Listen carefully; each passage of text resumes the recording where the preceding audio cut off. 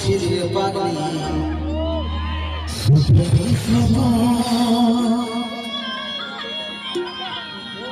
আজ কি কারণে ভাবলি তোর কি ছিলি রে বিশুভ ও তো স্বামী ঘরে যাবে সাথী খালি সুখে বারে বারে মনে পড়ে তোরে শাসন তোর যদি